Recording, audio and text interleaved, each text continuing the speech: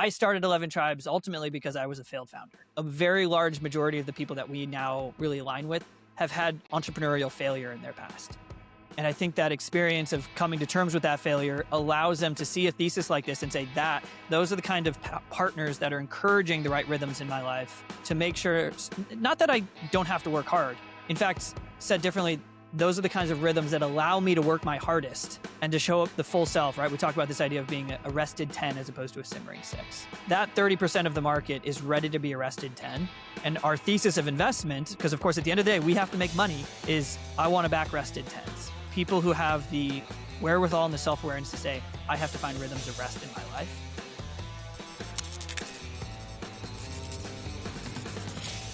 Welcome to Fearful Giants, the podcast that's getting loud about something most leaders never talk about out loud, their fear. I'm Clay Stelzer, executive coach and founder of the coaching company 1560. And every week I sit down with the founder, a CEO, or an executive leader to talk about the stuff they don't put on LinkedIn. So today I'm super excited. Mark Phillips is here, and Mark is the managing partner of 11 Tribes Ventures, where he and his team are actively rethinking and reshaping the venture capital business model to create more sustainable, durable, and profitable technology companies. Hi, Mark. Clay, it's great to be here. Guilty as charged. Guilty as charged. Although I have to say, sometimes I talk about fear on LinkedIn. So maybe I'm one of the outliers. Well, you're the kind of guy I like hanging out with then. You know, it's like, I think we need to talk more about it. I think we do need to talk more about it. We're human beings. Fear is kind of Right. part of the deal. It's part of the experience. And it's what we do with the fear that I think shapes our outcomes in life and in business. And that's why we're here. Absolutely. So let's jump right in. You ready? I'm ready. Let's do this. So I want to talk about 11 Tribes. Okay. And 11 Tribes is different than some other venture capital companies out in the world. And I love why it's different. And that's why we're friends and that's why we hang out, because you're doing some stuff I really, really appreciate. You talk a lot about your company and how you're different. And I'm going to use your language here from the website and some of your other marketing materials. But you say 11 Tribes is the firm where capital and care are focused on the founder. And based on that, you have a founder resilience commitment. Mm-hmm. I love both of those things, but I would love for you to share what that means and what does that actually look like in practice? Yeah. Well, I appreciate it. And we are trying to be different. I think the industry as a whole, Clay, venture capital as it is currently constructed, is in need of a lot of change. And I'll start the commentary, if I may, all the way back at a little bit of the why, right? Because I think a huge part of the motivation is my own personal lived experience. And so I started 11 Tribes ultimately because I was a failed founder. I built a company while going through business school and a little bit after business school it was a hardware device designed to help type 1 diabetics better and more passively measure blood sugar. It was really a predecessor to what is now the continuous glucose monitor. And this is a story for another podcast. Maybe we'll get into it later. That company ultimately fell apart and got leapfrogged, couldn't raise the capital that we needed. I was really on kind of this traditional path of venture capital where I thought I was going to raise a lot of money. I was going to be on the cover of Forbes magazine. I had all these ideas of grandeur of what success was going to look like. And I was sure I was going to get there. But through that failure, through the experience of trying to build something and realizing that I could not accomplish what I had set out to do, I experienced a massive identity crisis in my own life. I shut it down. I had a moment to stop and to breathe and to think, really. And when I looked around at my life, I looked at the quality of my relationship with my wife. I looked at the quality of my mental health, my physical health. I looked at the quality of my relationship with God and my faith. And all of these things, which now, today, several years later, bring me such joy. They are the things that bring me the most joy in my existence. All of them were in shambles. They were in total disrepair. And so that was a very scary moment. That was fear. I looked around, I was like, whoa, this thing's getting off the rails real quick. And we need to make a choice as to whether we're going to make changes. And that's a scary moment, right? Because you realize, like, I haven't been living into the type of person that I want to become. That opportunity also just elicited all these ideas of what would it look like if a venture capital firm actually cared about that experience as well. And so that's really the impetus. That's really the origin story for 11 Tribes. And so we've manifested that in a tagline that's capital and care, right? Really with this understanding that, yes, business outcomes are great. Business outcomes are wonderful. We are capitalists. I want the people I work with to make a lot of money. Let's start there. But the second part of the equation is just as, it's more important, which we call the founder outcome. Clay, right? What is the quality of that person's mental, emotional, physical, spiritual health? And of course, the question we're trying to really answer is, can we create a correlation between the two? Can we show that by investing into the founder outcome, which is what we do, and I'll talk about that here in a moment, can we actually reinforce the type of sustainable, durable, and profitable business outcomes that we desire for our portfolio? Yeah. And how is that message landing in the marketplace? And here's what I mean by that. I mean, you got to go out and get Right. investors. I mean, it's a dollars and cents kind of game for so many people. Yeah. And you're out there talking about founder health as like a Yeah. cornerstone of who you are. How's that landing in the market? So my experience so far, Clay, has been the market is 70% of the market is not ready to receive the thesis, and the other 30% is really, really ready for the thesis, which is an interesting dichotomy, right? I think the 70%, it's very hard for them to disintermediate their value from their effort or their output. And our thesis kind of implies that maybe the best founders aren't the ones who run themselves into the ground. But the other 30%, which is there's interesting pattern forming with that group, a very large majority of the people that we now really align with have had entrepreneurial failure in their past. And I think that experience of coming to terms with that failure allows them to see a thesis like this and say that's the kind of, I don't like the word balance so much, Clay, as I do the word rhythm. Those are the kinds of rhythms. Those are the kind of partners that are encouraging the right rhythms in my life to make sure, not that I don't have to work hard. In fact, said differently, those are the kinds of rhythms that allow me to work my hardest and to show up the full self, right? We talk about this idea of being a rested 10 as opposed to a simmering 6. That 30% of the market is ready to be a rested 10. And our thesis of investment, because of course, at the end of the day, we have to make money, is I want to back rested 10s. People who have the wherewithal and the self-awareness to say, I have to find rhythms of rest in my life. Yeah. And 11 Tribes is a great partner to help me do that. Rested time. I've never heard that before. I love it. Versus a Mm, simmering 6. So, yes. just so people understand what you're actually doing, it's one thing to talk about. We like rested 10s. We want to back those folks. What are you actually doing about it? The way that this mindset kind of manifests itself most noticeably, Clay, is what we call our founder resilience commitment. And so the model of our business is we raise capital from investors. So we raised a fund, it's a $46 million vehicle. And our investors have agreed that we should take 2% of that capital and allocate it to the founders in our portfolio non-dilutively. That's really the kicker. And I'll explain that here in a second. Non-dilutively to support their leadership development. And so, Clay, you are a huge part of this. You are working with at least a handful, I guess two probably specifically, of the founders in our portfolio as their executive coach. So our thesis is fundamentally, to get very specific here, that a company and a leader that has someone like Clay Stelzer on their team supporting their development and growth as a leader has a better chance of success than somebody that does not. And I'm totally here for it, man. I completely buy into that. And so what does that look like? Let's say we got a guy named Jimmy. He's building a business, startup. He's doing $1 million of revenue. He wants to take it to $50 million of revenue. We'll put in $1.5 million. That's our average check size. And then on top of that, we will give him, I actually don't like calling it a grant because I think a grant implies something that it's like, it's nonprofit. We are making an investment into the leadership of our founder through a non-dilutive capital allocation. So we'll give Jimmy $30,000 and we'll say, Jimmy, go find a great coach, or better yet, let me introduce you to a guy like Clay and use this capital to begin this journey of growth, of self-discovery, of evolution as a leader, right? Because if you stay the same as you are today, Jimmy, this company is going to fail. So that's been an amazing tool, Clay. It's been really, really special to build that and to see that kind of develop a reputation in the market that sets 11 Tribes apart. Yeah. Well, I'm, as you know, a huge fan. I love what you stand for. I love that you're Mm, going against the grain to bring a new way of being in business into the world. I'm cheering you on. I just love we what you're up appreciate to. that. Well, and you're actively in it, man. You're supporting our founders, and it's amazing. It's amazing to see the people that have come around it. I feel really, really blessed to do the work. Yeah. One of the iron. So again, this rested 10 versus simmering 6. Yeah, That's what it is, right?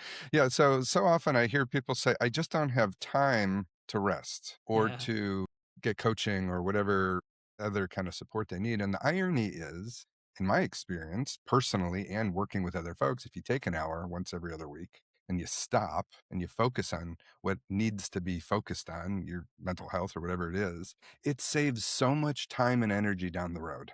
So it's like, you invest in an hour here and you save 15 from not dealing with all the bullshit that you're stuck in with your co-founder or whoever it is.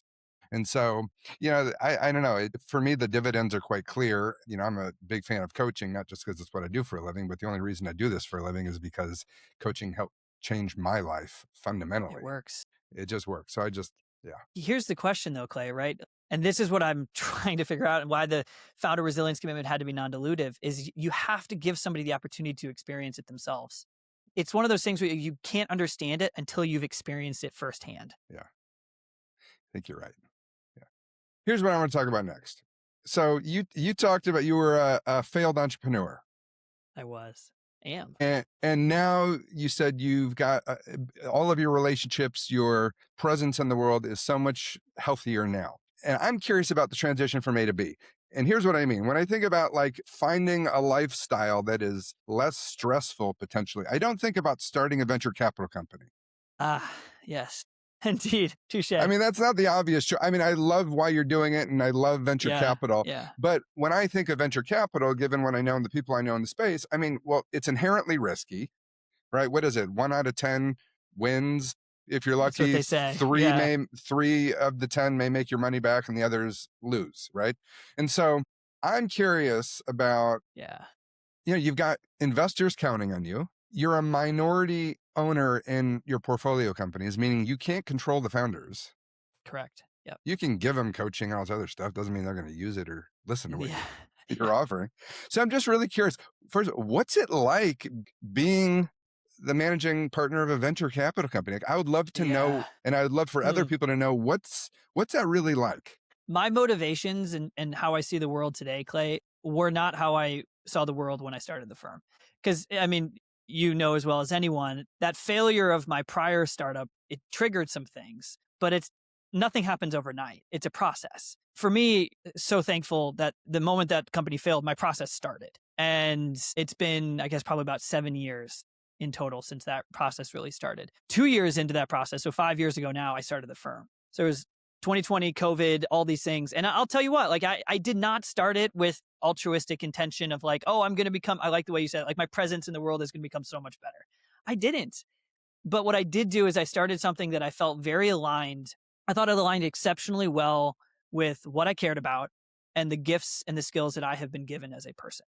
And if I had to articulate that, if I had to synthesize it all the way down, for me, it would be I love seeing the best in others. And I love being that individual that comes alongside high achievers and helps them galvanize and really catalyze their growth even further.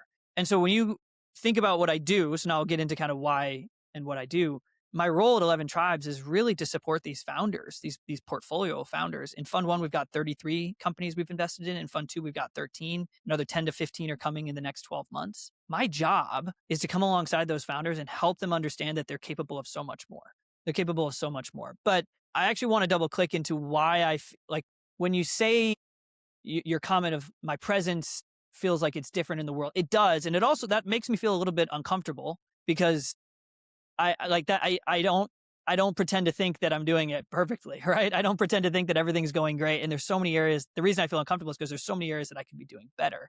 But what has been so healthy for me as the founder of a venture capital firm is it has forced me to acknowledge my limited control or my absence of control.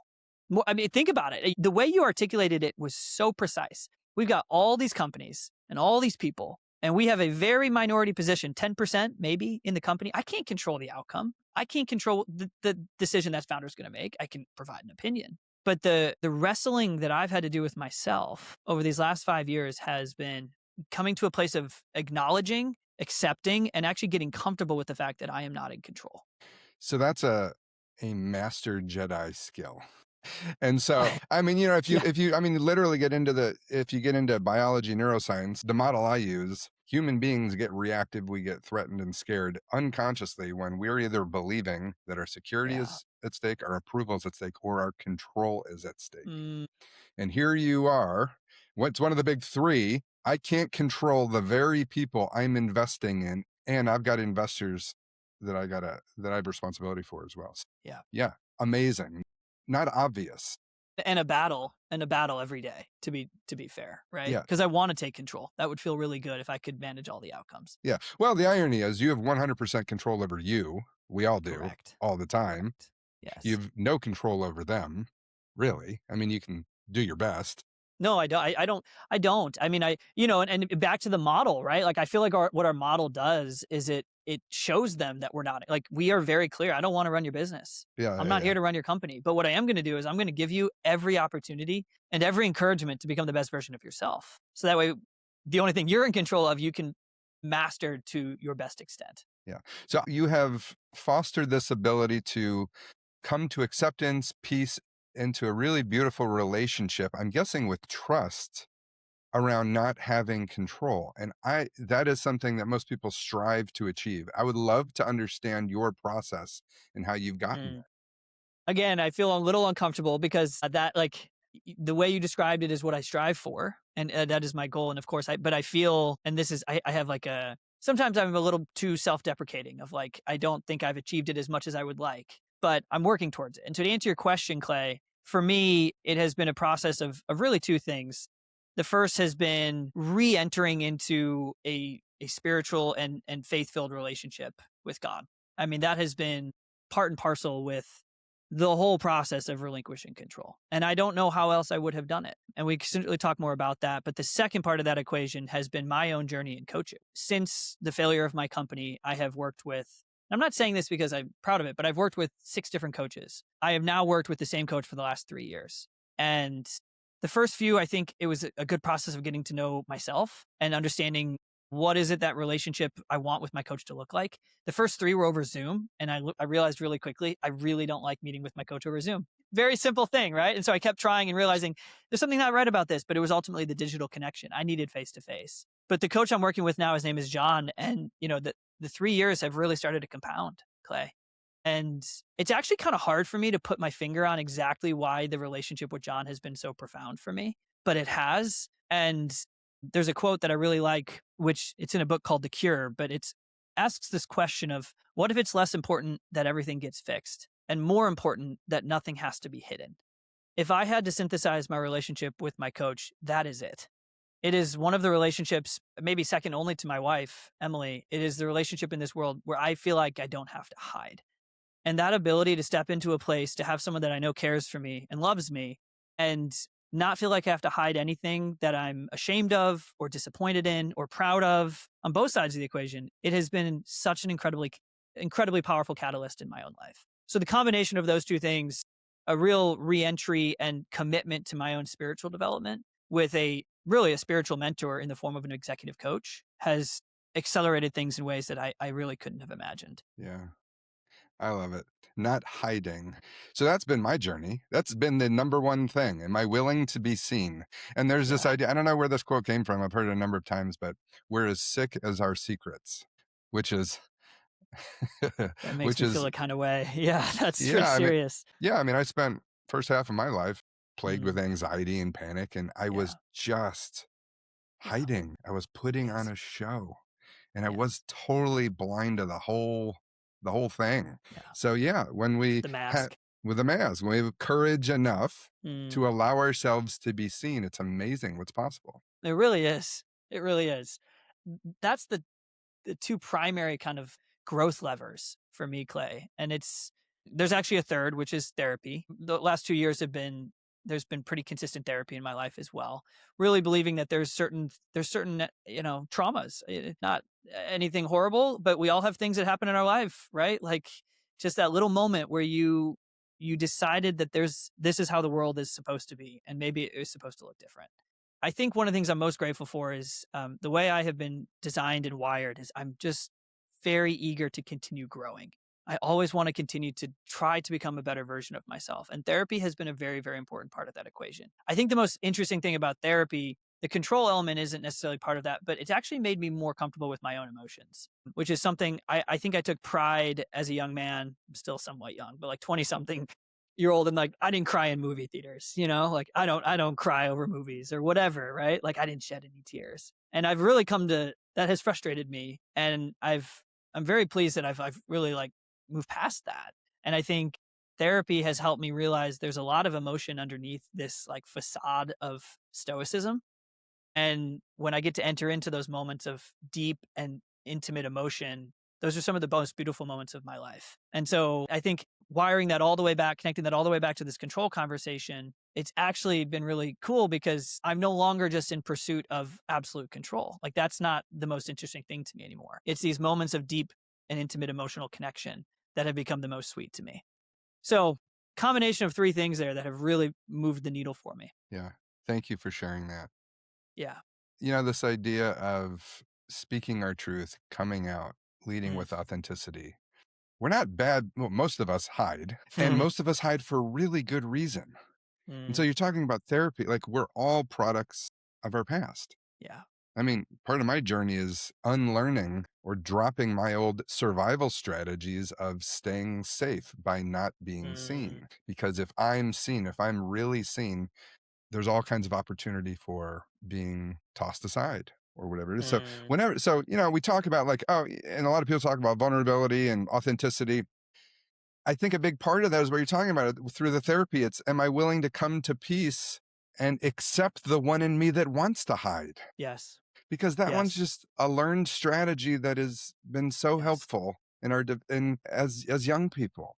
So many As people, a, and we talk about these saboteurs and all these forces that live within us that keep us safe. And we got yeah. to knock those out so we can come out in the world. And I call bullshit on all Yeah. that. Wow. I want us to fall in love with our saboteurs. They're Mm. just Mm. trying to help us. And they were born into our lives when we needed. And I think therapy and some coaching can be quite helpful at Thank you for sharing identifying that. all of that. And to your survival mechanisms, man, how scary was it when you stepped out to start your coaching practice? And like, there's no hiding. There's no hiding, Clay.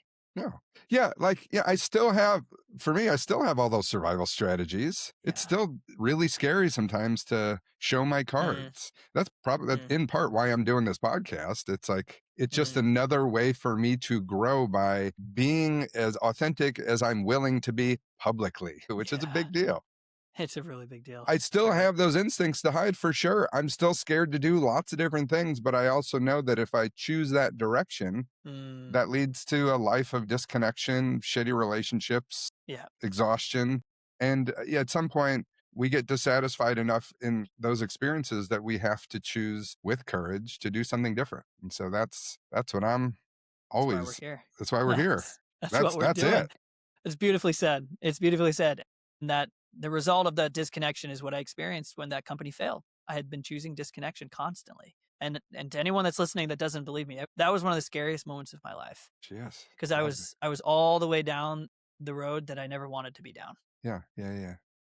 So I didn't know you then, but I know you Mm. now. Gosh, Yeah, here we are. I would have loved to have known you then. So I mean, I just imagine the amount of growth. Well, I mean, I could see her now. So like, of course, there's been Yeah. massive growth. And so I'm Yeah. curious, aside from all of what you've done, you acknowledge, thank you, that there's still work to do. We always have work to do. I'm kind of curious, is there still a common fear that you've gotten really good at still keeping under wraps or hiding? Yes. Where on the list do I begin? No, there's how do I articulate it? I mean, it's a incredibly common one. I'll give a little bit of context. This last season of leadership at my firm has really pointed out this fear, which is this idea of if I tell somebody the truth, they won't like me. Mm, So is that the people pleaser? There's a whole other, I'm sure there's 1,000 ways to describe it. of Let's go course. with the fear of not being liked. And that has been a very, very difficult one to weed out, Clay.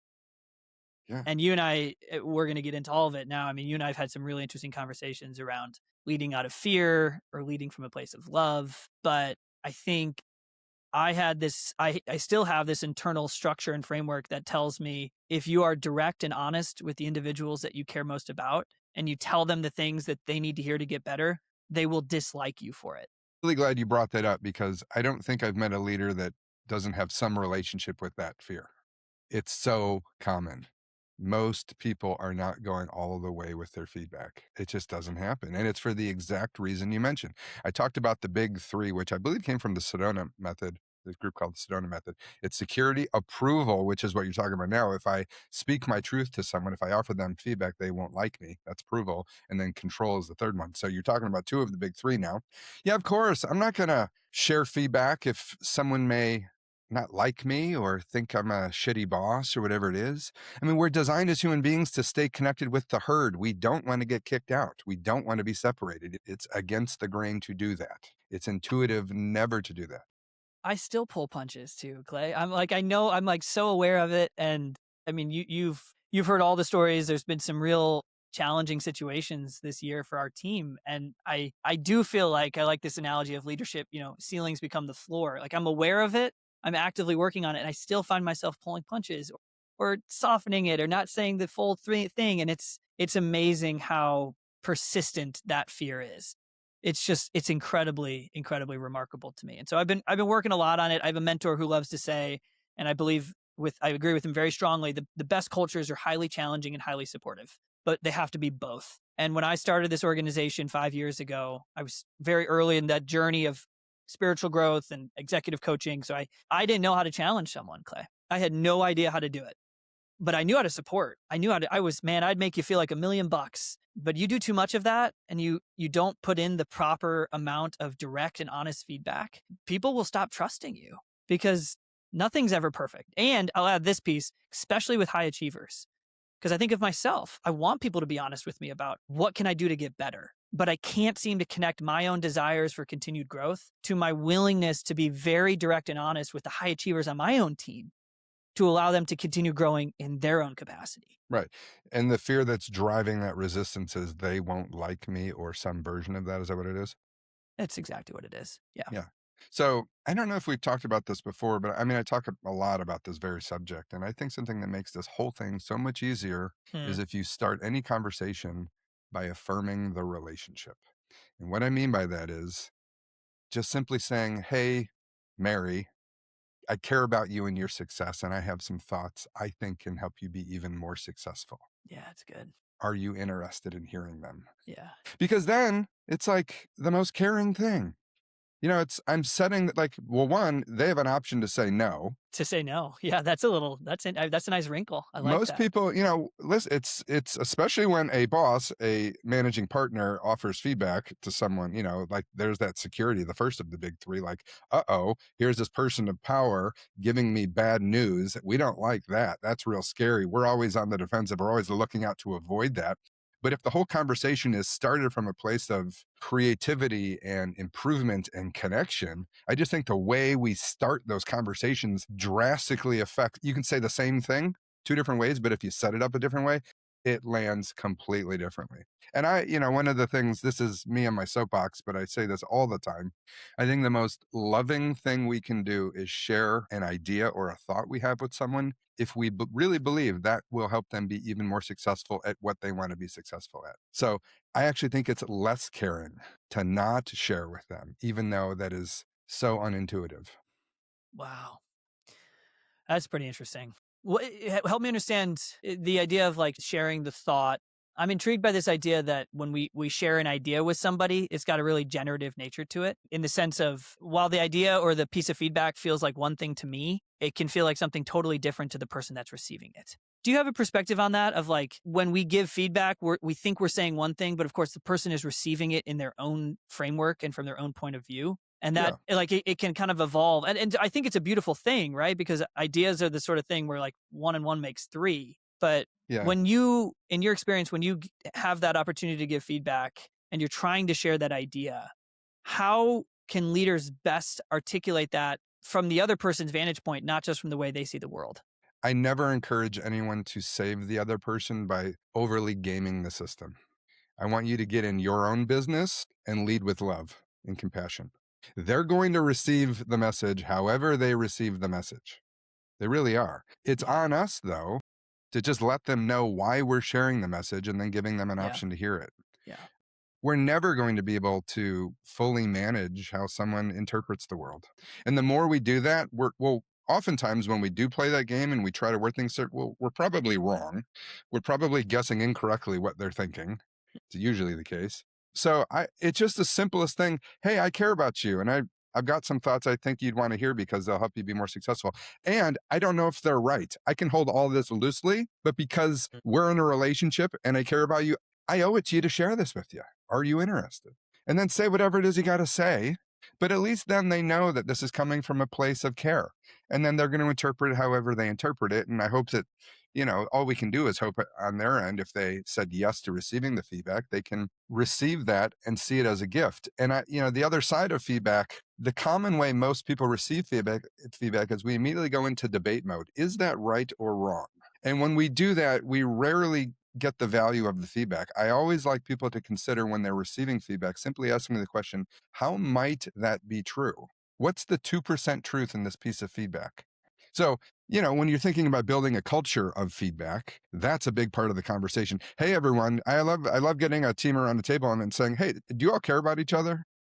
Do you care about the success of the team? Because if you don't, that's a good answer, but you probably shouldn't be here. Like good luck building something of value if you don't care about each other. Like that's a difficult challenge, or a different kind of challenge. But if you do have, or if at least some mutual idea of success, can we give each other the benefit of the doubt through a lens of care that we're just going to share feedback freely, holding it loosely, and it's up to you to take whatever part of that you think is valuable. Yeah. Yeah. Anyway, Powerful. It's incredibly powerful framing. Well, I mean, and I won't get into all the details, but this is the journey we've been on this year at 11 Tribes of like, how do we create a culture of true care, like of caring for each other? And, one of the things I mentioned, I'd love to kind of dig into is this idea of like, are you leading from a culture of fear? Or are you leading from a culture of love? And I've always, my early career, I didn't touch on it, but I worked in corporate America. I was at Accenture for 4 years. I did a couple other stints at smaller consulting firms. And I always felt like there was never a culture of love. I don't think they would have called it fear, but I was operating from a place of scarcity of like, well, if I don't do enough, I'm not going to make enough money, or I'm going to get fired. And so when I started this firm, I really, really wanted it to operate from a place of love. But what's been interesting is this year is there's been, the question that we've had to wrestle with is, can you hold each other accountable? Can we truly create a high performing culture when it is based on love? Fear is a quicker motivator. Sure. It will get people to do things real fast. But I guess it comes down to, for me, it's like, well, I don't want to get things done fast. One of my mentors loves to say, think long, not big. Think long, or don't think long. Say it one more time. Think long, not big. Right? What does that mean? It means don't plan for how we can win the whole thing next year, right? Like at 11 Tribes, there's no winning next year. What exists next year is we continue to do work that we love. We continue to do it with people that we care about and love. Yeah. And we believe that if done intentionally and consistently, the things that will return as it is compounded year over year in a long duration is going to be something that's very substantial. And so I've been trying to I think this year for me as the leader of 11 Tribes has been, how do I truly integrate that perspective? Because I agree with it. I mean, I'm here for the long game. I'm not trying to sell 11 Tribes in 5 years. I hope I'm doing the same thing 40 years from now. I mean that. I love it. And so how do I build a culture of love around that? And I think the challenge that has existed this year is folks around me challenging me to say, hey, is it actually more effective to build a culture based on fear? Yeah, right. So I love that that's what you're wrestling with. And I will tell you, some people, you use the 4-letter word love, and some business folks might laugh at you, kind of like that other person laughed at. Yeah. And listen, there are plenty of companies out there that are all about leading through fear. And a lot of those companies are incredibly successful. Yeah, that's the thing. Yeah. Yes. So I will never say to anyone that anything I believe in is required for business success. But for me, the question becomes, what kind of life do you want to live? Like, what do you want the experience to be like working with your peers? That's it. Yeah. Like the experience at Accenture. I mean, I don't know what that was like for you, but it seems to me like you've got quite a different experience now. I don't think fear is required. I just don't think it's required to get stuff done. And you talked about speed, like fear can be fast. Yeah, fear can be fast. I question, does it mean that love can't be just as quick? And that'd be a fun thing to play with. My sense fear isn't always quicker than love in terms of getting stuff done, I don't think. Interesting. I just don't think so. So where are you in this process of really beginning to unpack, how do we shift from a culture of fear to a culture of love? What does that actually mean to you? Well, I'd like to say the easy answer is, well, it's just a natural extension of the kind of organization I want to be a part of. But that's not intentional enough. So I'm actually in very strong agreement with you. Like the experiences I've had in the world, and as I've taken the risk to get this thing off the ground, we are going to build a culture of love. That's what I want to be a part of. And I think I've been reading a book called The Ascent of a Leader. And I think if I had to really synthesize it down, they describe this idea of environments of grace. That to me, and so what is grace? It's unmerited favor. And I think the challenge in a business setting is we can't just all go around giving each other unmerited favor, right? There's meritocracy, you've got to earn things. But I just think there's a beautiful tension somewhere in there. And this is what I think we're trying to pursue at 11 Tribes, a beautiful tension of I'm going to hold you accountable because that's the most loving thing I can do. That, by the way, Clay, is necessitated by hiring the right people. Because some people don't feel, I think there are certain folks who don't want to be held accountable. And that feels more like a big brother is watching as opposed to, hey, this is an opportunity for me to grow. But if we can get the right people with a mindset of growth, hold them accountable, but allow them to understand, I think this is the kicker, that their value to our organization is not purely a function of their output. That to me is an environment of grace. And that to me is a culture built on love. And so what does it mean to me? Yeah, I think what this season of 11 Tribes has been wrestling with that and just being totally candid. We had what I would describe as like a cultural casualty of someone on the team that didn't see the world that way. And I really appreciate what you said. There's no judgment in me. And I think organizations built on fear have done amazing things. But what I came to realize and what I had to get comfortable with was this is my organization. That's the kind of culture that I want to build. And I need to make hard decisions to make sure that's the culture that we're going to pursue. Yeah. So there are a couple things that come to mind here. You talk about this and this idea of grace. What a cool idea in a business context. A lot of times, the people that laugh at this idea of love in business, I think oftentimes it can be mistaken as being soft. Yeah. Yeah. And that's not what I mean when I talk about love No, in the business context.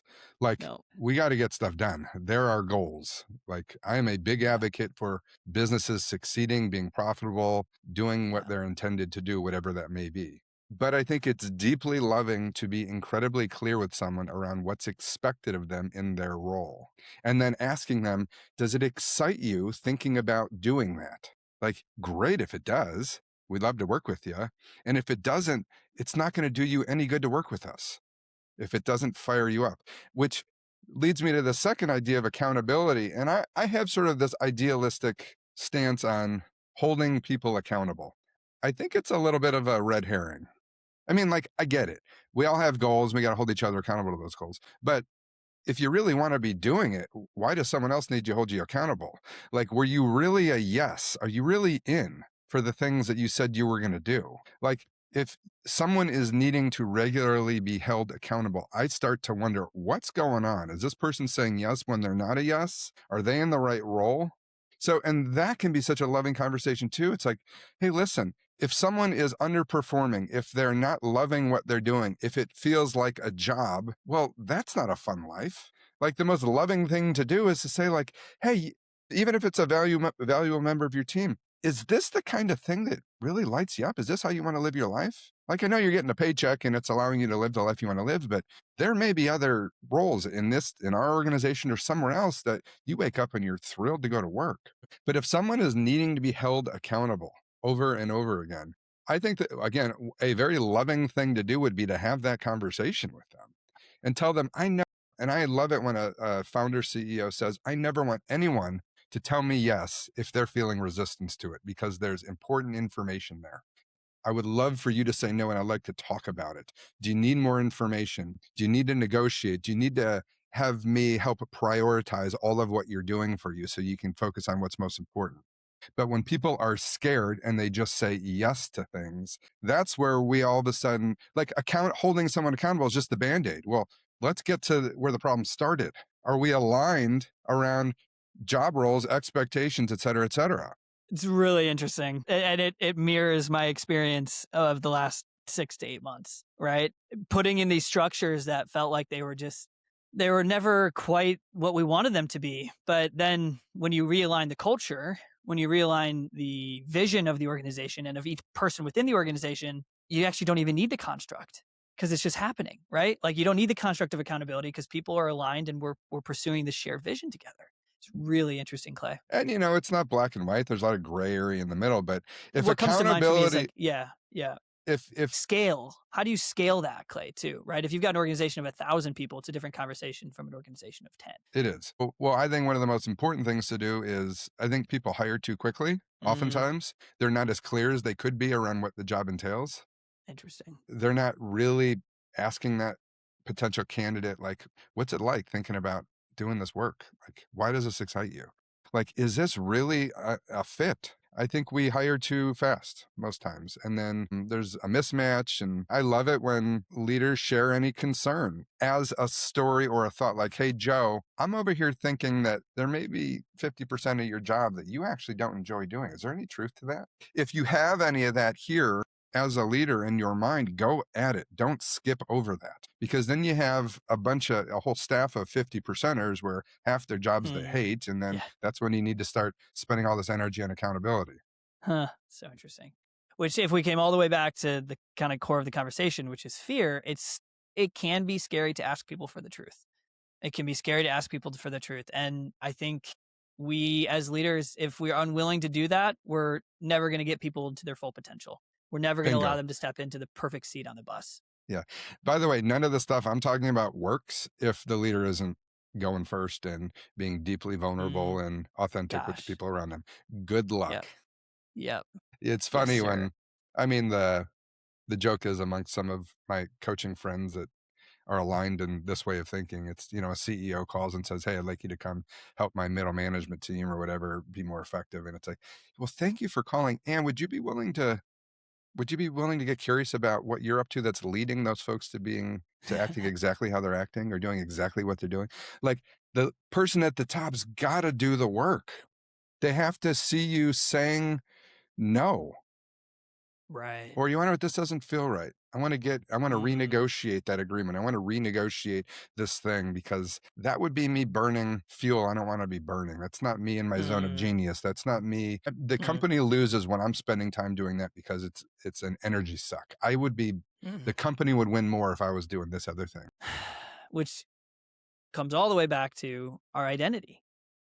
That, for me, it does, at least, right? Like, we had a founder in our portfolio. You know him, Clay, the gentleman who runs Alloy, and he had this incredible partnership with a huge organization. Just from a business perspective, it was an all-time deal, right? Like, it felt like it was going to be a huge unlock. 6 months in, we get to a board meeting, and he's got enough data to analyze the results. The whole outcome was there's a lot of commotion through this partnership, but there isn't a lot of value.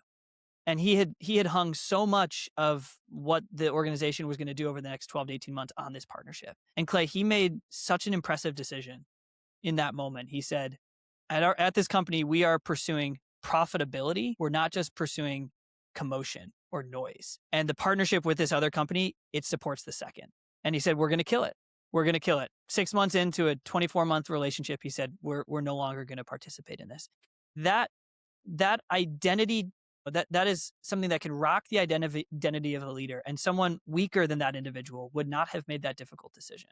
But it is those kinds of decisions that, as investors, given our lens and our thesis, we say to ourselves, that's somebody I want to put more money into their company, because he's willing to make the hard decisions that can at times feel like they run counter to the identity of him as a person. So I really love the conversation where we got there, because like and so much of my experience over the last year and the things that I have feared have been things that feel like they're going to question my identity as the leader of this organization. And I've had to get comfortable with that.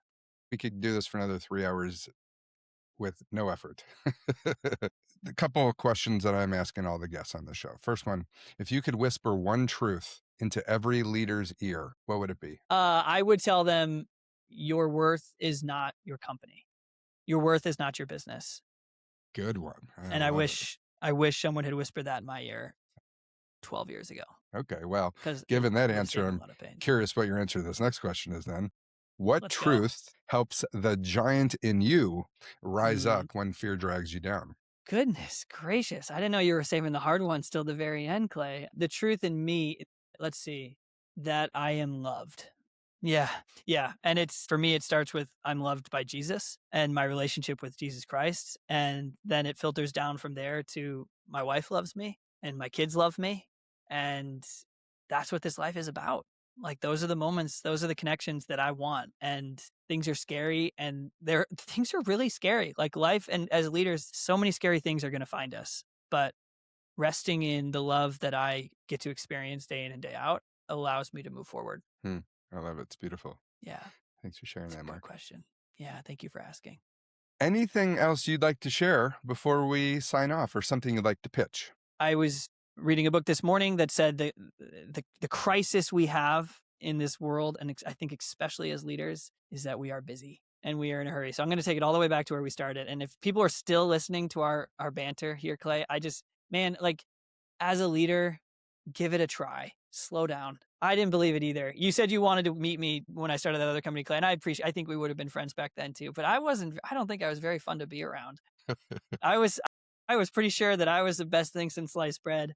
And it was hard for me to care about people because I was so focused on my goals and I didn't have time to slow down. So I'll pitch, if you're a leader and you're still listening to us talk, you got to give it a try, and not just once, but like make a commitment and find someone like Clay to journey with you. Meditation has become a morning habit for me. I'm at a point now, Clay, where I literally feel cognitively different. And that might not be surprising to some. To me, that is surprising. Like, I didn't believe that for a very long time, that like, oh, I'm going to be quiet for 15 minutes and things are going to change. No, I process the world differently. I honor my emotions differently when I choose to spend time in the mornings meditating. All right, another one in the books. Mark, thanks a ton. Always fun chatting with you. I had a blast, and I really hope that, well, I just know that the folks listening took a number of really cool ideas away from this chat, given your experience and the growth you've had. And for everyone, please follow the show and join me, Clay Stelzer, each week as we stop pretending, name our fears, and remember what it takes to stand tall as the giants we already are. When leaders get real, they make it safe for others to do the same. So please leave a review on Apple Podcasts and help more people feel what's possible when fear doesn't run the show. Thanks so much.